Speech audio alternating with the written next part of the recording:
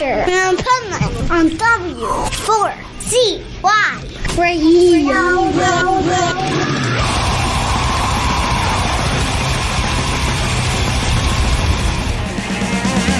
On a short trip we made a landing and we were strangers in town. How they stared as we made our exit. We'll wind the road round. Dr. Livingston, where are you? When we need you the most. We're white as ivory here on the Ivory Coast.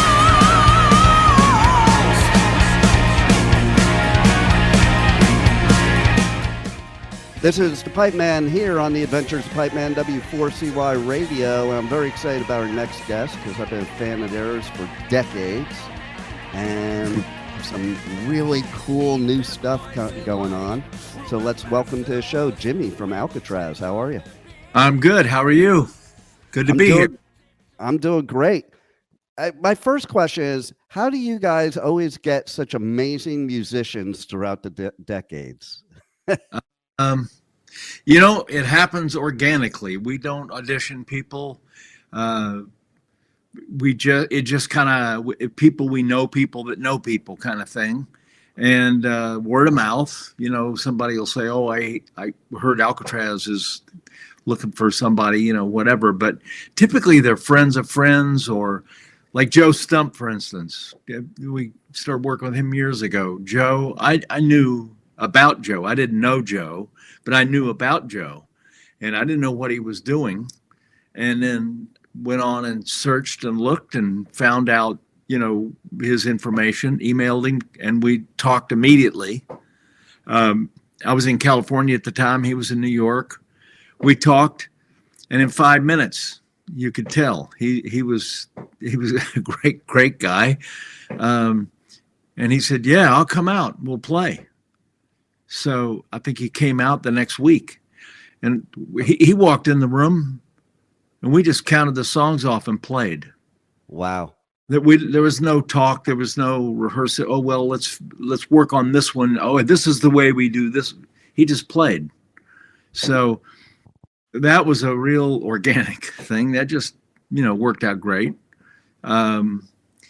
Drummers, we did audition Mark Bankachea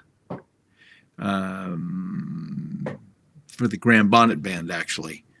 And we auditioned him, and then we just kept working with him. I loved Mark, loved his drumming. He just couldn't tour anymore. So, yeah, it's tough when we start getting on in years, right? Yeah, I think that, and Mark was faced with he had an amazing job. He lives in LA. He had an amazing job, and he was getting time off work, no problem. And then they clamped down and just said, "You can't do that anymore." He had to make a decision, and he just, didn't make sense. So Giles was the manager of the Grand Bonnet Band. And I knew Giles and I were friends from way back. And then we would do sound checks in the Grand Bonnet Band when we'd be touring, and Graham wasn't there most of the time for sound check. So Giles would sing it. Wow. He would come up and sing so we could get our monitors together and stuff. And he was killing the stuff. I mean, just, singing the shit out of it. So when the time came, we got Doogie, and Doogie was great, but Doogie had to move on. He was doing his own thing. And so Giles was the obvious choice, really. There was no auditions or looking around. It was like, he was the obvious choice. So that's how that happened. I love stories like that, though, because it's like that's how you really discover gold. Sometimes it's just a mistake or something happens or fill in. Like I know a bunch of techs, like guitar and drum techs, that end up in the band because they know all the songs, like so they can take over in a heartbeat. Well, it's like Elwood from ZZ Top. Elwood was Steve Vai's guitar tech for a while, and he would come out to rehearsal, and we worked together, and I knew Elwood from years ago. And then I hear, oh, he's got a gig with ZZ Top. He's a guitar tech for ZZ Top and a bass tech. And I thought, oh, that's cool. And then he ended up playing bass. So he Amazing. He just fits right in with those guys. So yeah. There you go. Yeah. And it's kind of like, you know, Ozzy just passed away recently, but same type of thing. It's like all of a sudden, like Randy, I think he was just tuning his guitar and Ozzy was like, you're hired, you know, type of thing. Yeah. You know? Yeah. So that's kind of how it happens, I think, organically, that makes bands like yours, artists like Ozzy, that just stand the test of time. Yeah, I mean, Alcatrazz, for the second album, we did audition a couple of people for guitar after Yngwie left. Yeah. Auditioned Steve Vai. Sounds funny saying we auditioned. It was. I know, right? I talked a few times, and he said, yeah, he didn't want to play the Yngwie stuff. He said, I'll play it, but he says, I don't play like that. I can't play that stuff, which is crazy. He can, but we did audition him, and I knew in 30 seconds the guy was just so aggressive and was tearing the strings off the guitar. Yeah. And we auditioned Chris and Pelletieri, and Chris was amazing, just crazy amazing. He played the Yngwie stuff pretty much note for note.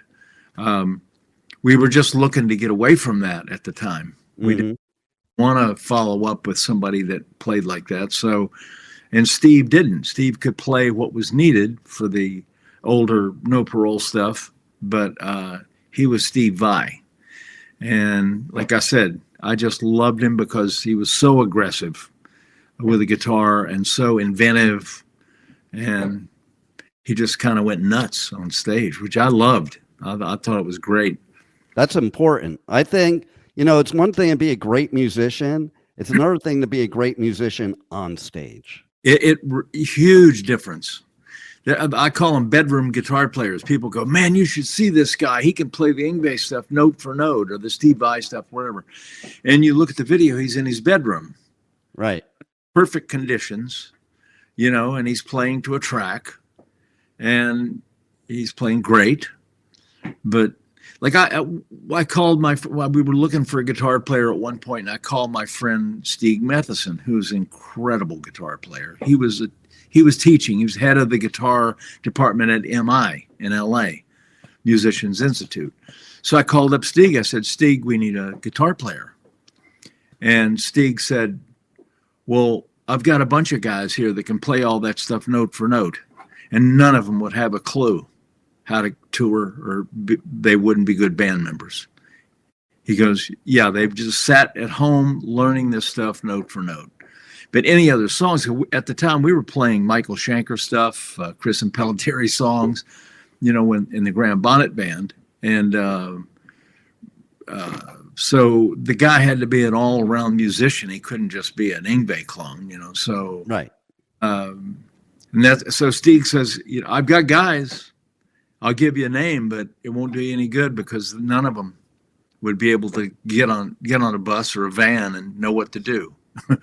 They'd get on stage and they'd be just a fish out of water. So I didn't find anybody that way.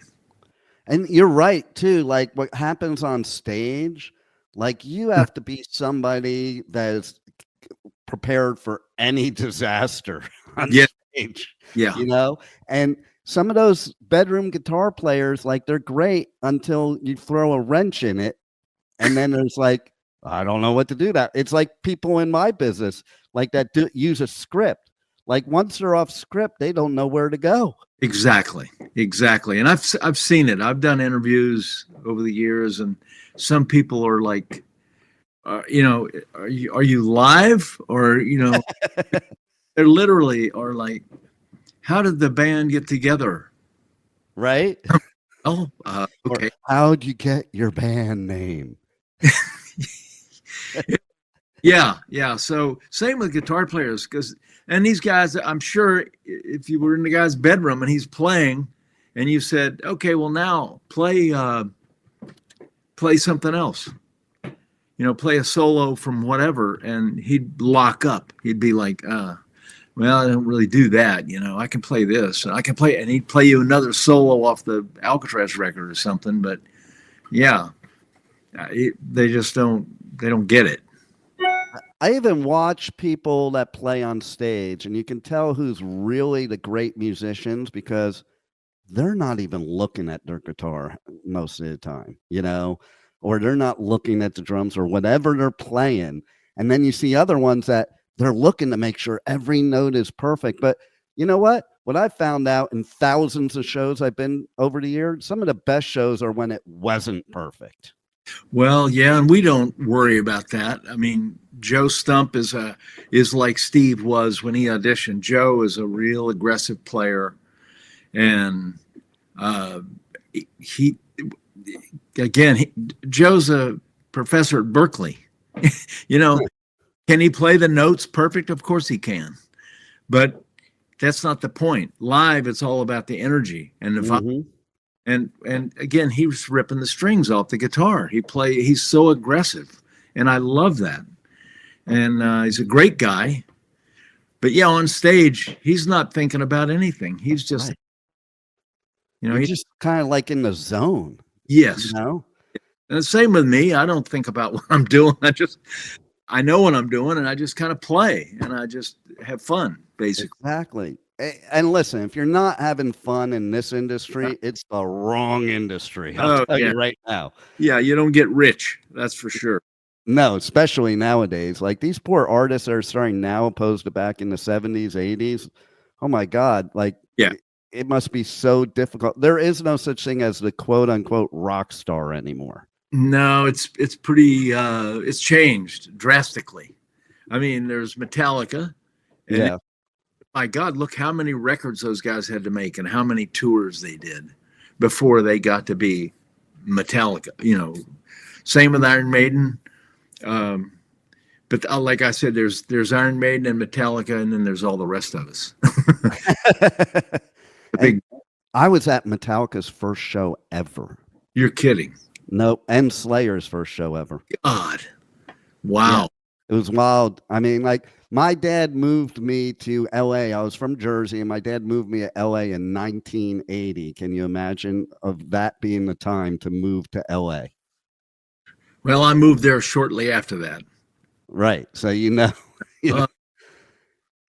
and listen, I think bands like you and some new upcoming bands are bringing back musicianship. Like, I think we lost that for a while. Oh, definitely. You didn't have those shredder guitar players. You just had people going through the motions. I find some of the metal nowadays is like a formula, like an algebraic equation. And, metal and rock was never that. No. There's a lot of bands that play like that. That's their goal, is to be technically, better than the next band, technically. Right. I have never cared about that. And I admire the keyboard players that can play like that. I'm very impressive, but that's never been me. And I'm more worried about or concerned about writing songs and making the band run. Yeah. Well, you've pretty much done every job in the band since the beginning, right? Which is rare. Well, yeah. I mean, I got in this thing writing songs where I would program drums just for the writing, but I'd work hard on the drum program because I would really stress out over the feel. I didn't care about the sound or anything because it was just a computer, but I would stress out over the parts. Is that kick drum pattern right? Or, should there be fills here? Whatever. Didn't matter what kind of fills, just should it be broken up here or whatever. And I found the drummers playing about 90% of what I programmed. And I even said to the last drummer we had, I said, you don't need to play that. You just play what you feel. Right. And he was stuck to that. Yeah. He played the script. I programmed, and I didn't know whether to be flattered or bummed out. It's. I wanted him to be him and just wail, have fun. And that's cool about musicians that play in a bunch of different bands, because I always have respect when you're playing a bunch of different bands, because to be able to know all those songs, or, you're talking about drummers like Dave Lombardo, like he plays in what, 6 different bands. Like, and I'm like, how the hell does he do that? And I always knew he was good, but to me, that's amazing, because that means you're not on a script. You are playing by feel. Yeah. I mean, I tour with Warlord, and that's a difficult gig musically. It sounds simple, but the arrangements are really way different. Bill, who wrote all that stuff, you're real quirky. And so you have to memorize it. You can't, it's not like learning Foreigner songs that you know where the chorus is. The chorus is, you can feel it. And you'd heard them 10,000 times. So I could play in Foreigner kind of thing. That wouldn't be a difficult gig. But the Warlord thing was tough. But it was such great exercise, so different from Alcatrazz. Right. And I just did the A to Z record, and that same thing. That was a whole different thing from Warlord or Alcatrazz. But I had to stretch to do that. And I love that, I love to. So let's talk about the reworking of the 80s songs in the upcoming new album. Tell us why people should listen to the songs now compared to back then. Well, mainly we have a new singer. Giles is a new singer, and really brings it on these songs. I mean, he nails them. He sings them like they're supposed to be sung. He was a fan of Graham's. He loved Graham and loved his vocal. So Giles is true to the melodies and the feel of the song. And we played them on this record. We did them exactly like they were meant to be done, People should listen to it, though, because it's a really current version of Alcatrazz. It's the latest. I mean, it's really up to date. Giles is nailing the stuff, and we do more stuff off No Parole than we've ever done. So, I really feel good about what the recordings on this record. I think we did a good job, and Giles certainly did a great job representing it, because we were honest with each other, and we'd start to do a song, and a lot of those songs Giles had sung at sound checks before. Right. Then he joined the band, and we had no recordings. We just toured. So we did 100 shows with Giles before we ever recorded this record. Nice. So he had sung Jet the Jet 100 times or 200 times, between sound checks and having sung it in the Graham Bonnet Band at sound checks and stuff. So Jet the Jet for him was a no-brainer. Hiroshima, no-brainer. All those songs for him are easy. So he has fun with them, and he hits the notes every night. Very consistent. So I think what people will find is, especially if they come see us live, it's a real consistent band. I mean, I like to say we sound good every night. It's real consistent. The energy's there every night. That's key to me. And to me, it's key that if you are a live band that can capture the audience, that goes well beyond the studio album, Yeah, and I kind of base everything. I work backwards. I base everything off live. And then when I'm making records, I think, what would this be like live? Oh, would these parts enhance the song so it would be good live? And some songs we do, I know we'll probably never play them live, but I still think okay, would this work live? Yeah. And we can only play 16, 17 songs, whatever. So, going in, you can't, when you got 5, 6, 7 albums worth of stuff, you can't possibly, play them all. And we try to do the bulk of the set is off No Parole. So, and that's what people want. And we love playing it.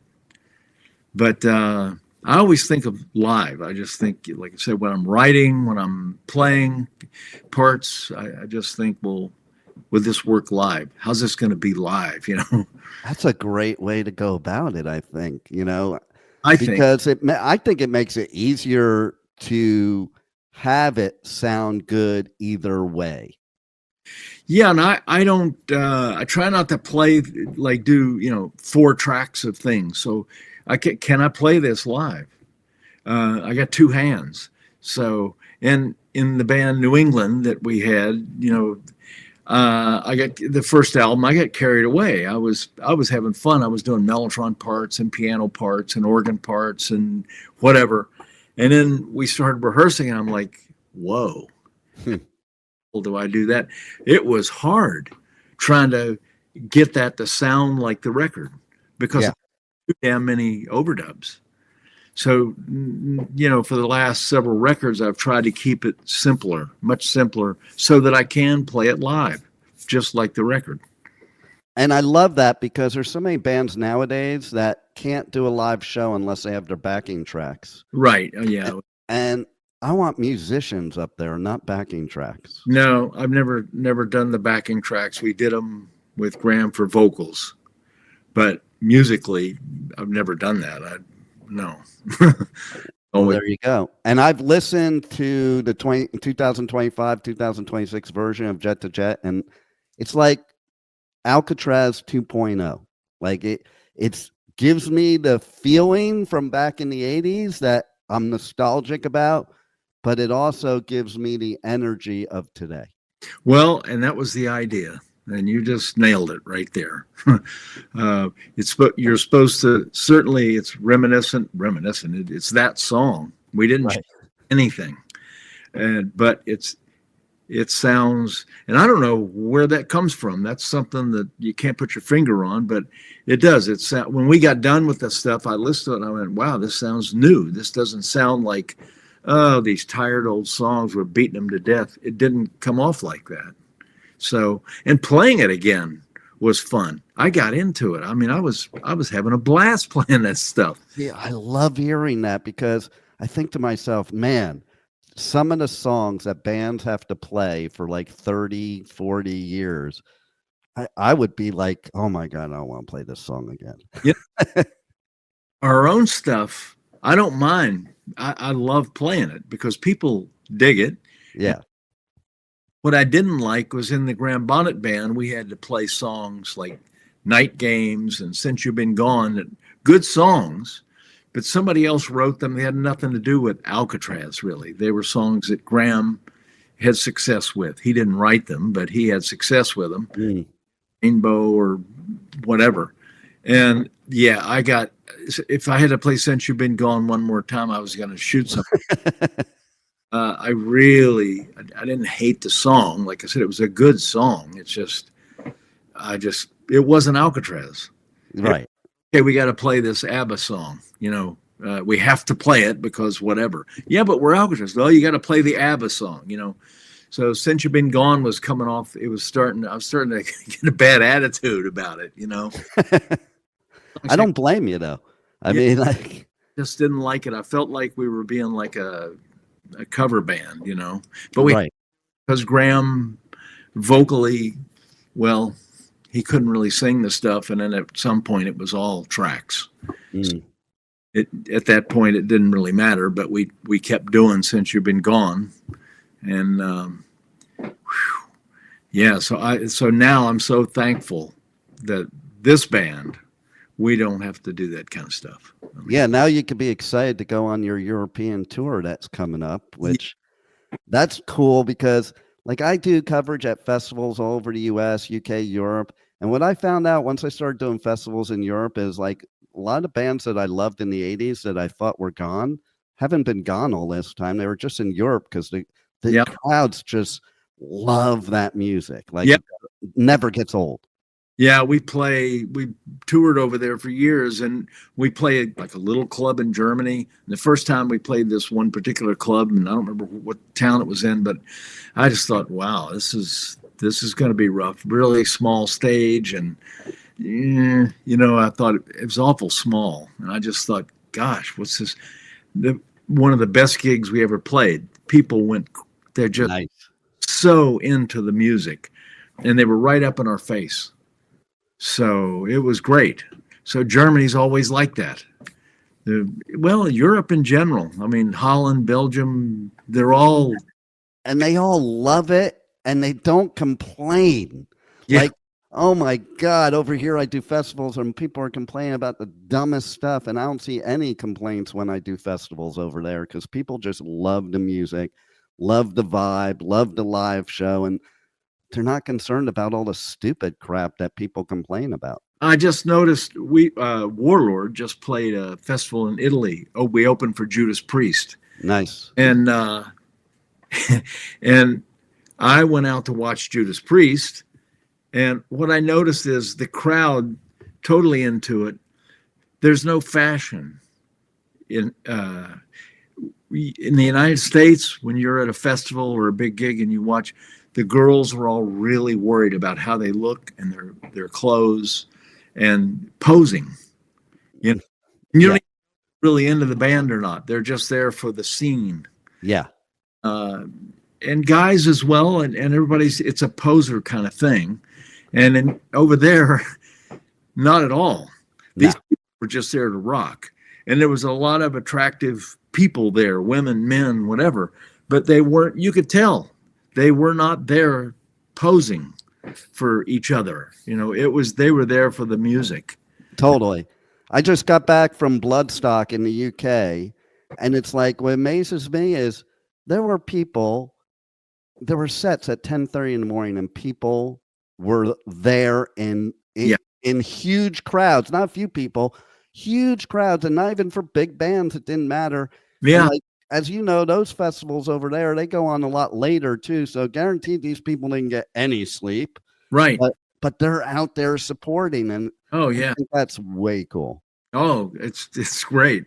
And the first time I played over there and did some festivals, I walk on stage and I was shocked. I was like, we weren't the headliner in some of these festivals, and there'd be like 3, 4, 10,000 people. And I'm thinking, oh, well, we don't have a hit or anything, and we're not Metallica or whatever. And the people were just all over it. They loved it. And I was, wow, they just like the music. They appreciated the music. If you're good, you're good. And they like that. So, yeah, I love playing over there. I mean, England, all over Europe, England, whatever. It's great. It's amazing. And like I said, we did about 60 shows here in the States. And there were some really good gigs and really cool people. But there was a lot of real duds where there weren't that many people at the shows, and the people that were there were half asleep. You know, that amazes me. Why did you even bother to pay to get in? You know, right? I don't get it. Or like a band drops off a festival that there's like 60 bands at the festival, and they're like, "Oh man, I was only going to see that band. That sucks now." And it's like, dude, then why are you going to a festival then? Go to their concert. Like, festival is about finding new music and the atmosphere and enjoying all of it. Right, because that's how I discovered bands as a kid going to shows, and the opening band I'd never heard of them before, and like, oh my God, they were amazing. And people tell me that about the band New England. They didn't know who New England was, and we had a hit on the radio kind of, and we were opening for Kiss or Styx or whoever, and a lot of people came to me after that and said, oh my God, you guys were amazing. I never heard of you. I'm going to buy your album like now. I got it. It's great. I love it. And and I love when that happens. Totally. Yeah. Well, you got the new album coming out in 2026, and I think everybody needs to check it out and get it. And not only does it have some redone 80s songs, but a few new ones too. So that's cool. We did with Doogie. And that was no offense to Doogie. We just wanted to do newer stuff off our most recent records for Giles, so that people could see what Giles could do on record. And it's been great. Like I said, I love the music, so it was fun doing all that. Replaying a lot of that stuff was really fun. Well, I love hearing that after what you've been doing this for like 42, 43 years. Like, so that you still feel that way. That's what I love, because that says that you really have the passion for it. People say to me, go, "Oh man, aren't you getting too old for this? I mean, you like this?" And that to me is like ridiculous. It's like, right? You like breathing?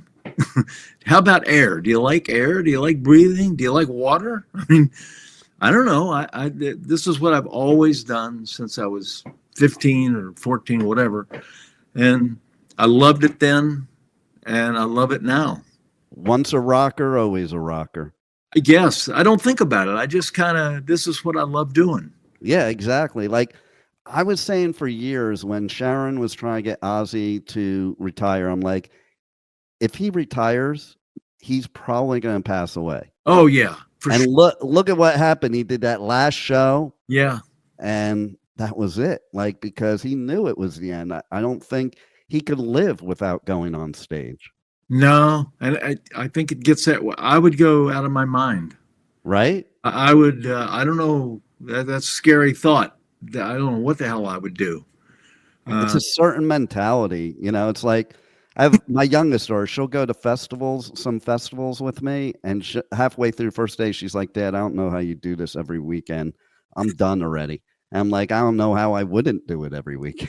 Well, that's when that's what I think. And I tell people I've produced some bands, nobody famous, and you'll hear these guys talk about, well, I gotta work, so we can only rehearse one day a week. I said, well, you're never going to do anything rehearsing one day. It's not going to happen.